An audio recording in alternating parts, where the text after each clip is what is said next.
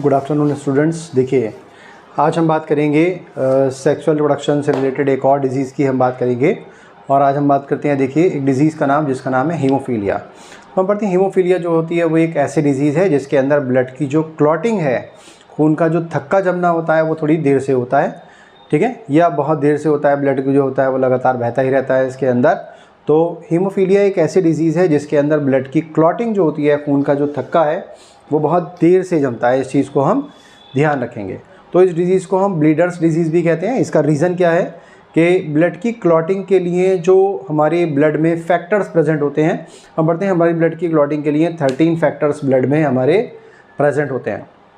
तो जब कभी क्या होता है कि ब्लड क्लॉटिंग के लिए रेस्पॉन्सिबल फैक्टर्स जो होते हैं इनकी कमी हो जाती है, तो उसकी वजह से ब्लड की क्लॉटिंग, खून का थक्का जमना बहुत देर से हो पाता है, थक्का नहीं जम पाता है, ब्लड लगातार बहता रहता है।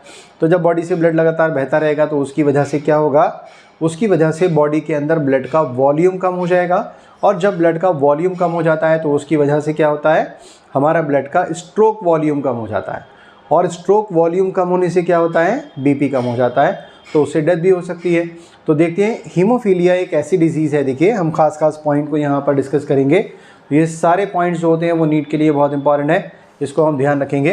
तो हमने कहा हीमोफीलिया, देखिए, एक ऐसी डिजीज़ है जो कि एक्स लिंक्ड डिजीज़ है। एक्स लिंक्ड डिजीज़ का मतलब हम पढ़ते हैं कि जो जेनेटिक डिसऑर्डर होते हैं उनको हम दो पार्ट में डिवाइड कर सकते हैं। एक होते हैं मेंडेलियन डिसऑर्डर। मेंडेलियन डिसऑर्डर का मतलब कि ऐसे डिसऑर्डर या ऐसे डिजीज़ जो मेंडल्स लॉ को फॉलो करती हैं उनको हम मेंडेलियन डिसऑर्डर कहते हैं। और उसी के अंदर एक एग्जाम्पल कौन सा है, हीमोफीलिया। तो हीमोफीलिया एक सेक्स लिंक्ड डिजीज़ में आती है। सेक्स लिंक्ड डिजीज़ का मतलब ऐसी डिजीज़ जिस डिजीज़ का रेस्पॉन्सिबल जीन सेक्स क्रोमोसोम पर प्रेजेंट होता है।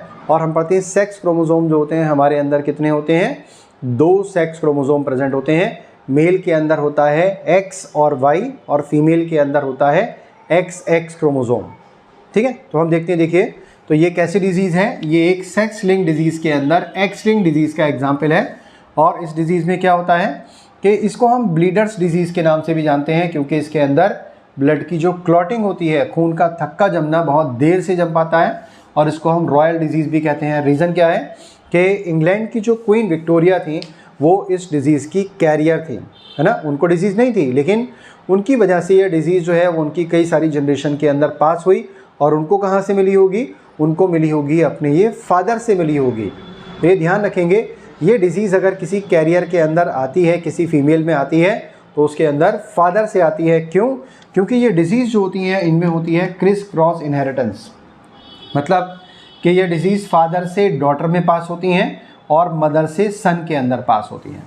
अब देखते हैं इसका रीज़न क्या है ये डिज़ीज़।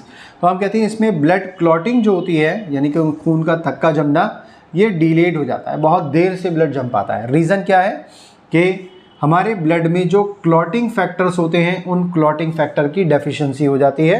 तो हम ध्यान रखेंगे हमारे ब्लड के अंदर कितने क्लॉटिंग फैक्टर हैं, 13 क्लॉटिंग फैक्टर होते हैं जो ब्लड को जमने के लिए ज़रूरी होते हैं। अगर एक भी क्लॉटिंग फैक्टर की कमी हो जाती है तो उसकी वजह से ब्लड की क्लॉटिंग, खून का थक्का जमना बहुत देर से हो पाता है या थक्का नहीं जम पाता है। ये इसका रीज़न है। तो हीमोफीलिया हम देखते हैं 3 तरह की हीमोफीलिया होती है अकॉर्डिंग टू नीट। ये ध्यान रखेंगे, ये पूरे बोर्ड पर हमने जितना लिखा है इसके अंदर नीट के बहुत सारे क्वेश्चंस हैं, ठीक है। जब इसको एक बार आप समझ लेंगे, इस वीडियो को एक बार देख लेंगे, तो नीट के काफ़ी सारे क्वेश्चंस आपके सॉल्व हो जाएंगे। तो ये हीमोफीलिया जो है इस 3 तरह की होती है, हीमोफीलिया ए, हीमोफीलिया बी और हीमोफीलिया सी।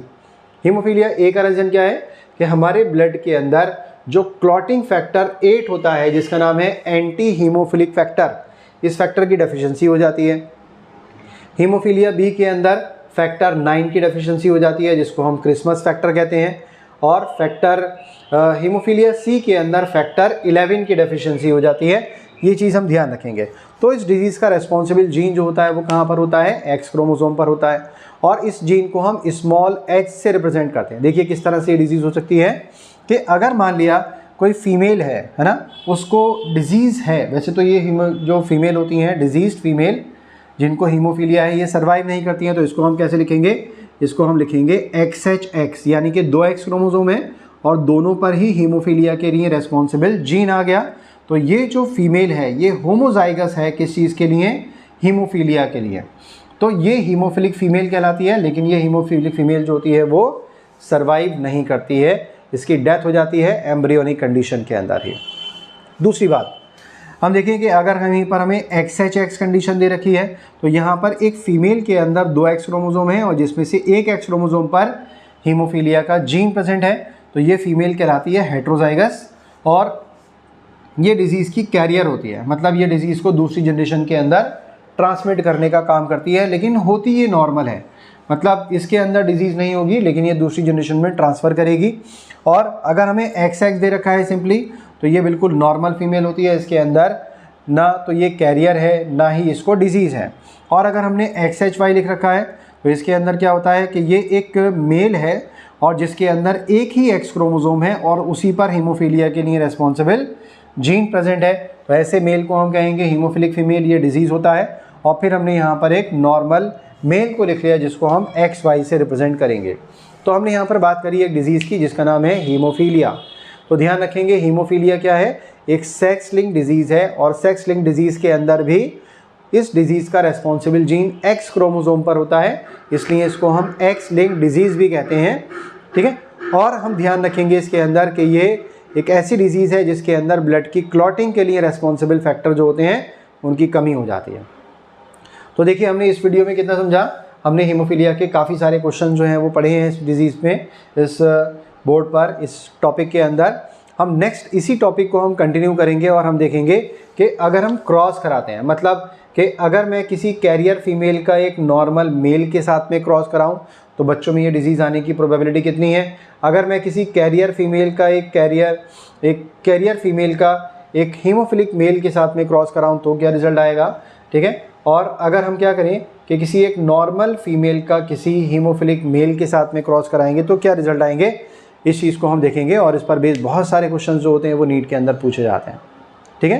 तो हम अपने अगले लेक्चर में क्या पढ़ेंगे, हम पढ़ेंगे कि ये डिजीज़ किस तरह से ट्रांसमिट होती है, और एक और डिजीज़ पढ़ेंगे सेक्स लिंक डिजीज़ जो हमारे कोर्स में है, जो नीट के अंदर पूछी जाती है, जो 12th क्लास के अंदर पूछी जाती है। और इस डिजीज़ का नाम क्या है, इसका डिजीज़ का नाम है कलर ब्लाइंडनेस। कलर ब्लाइंडनेस एक ऐसी डिजीज़ है जिसके अंदर लोग जो होते हैं वो अलग अलग कलर में डिफ्रेंशिएट नहीं कर पाते हैं। क्यों?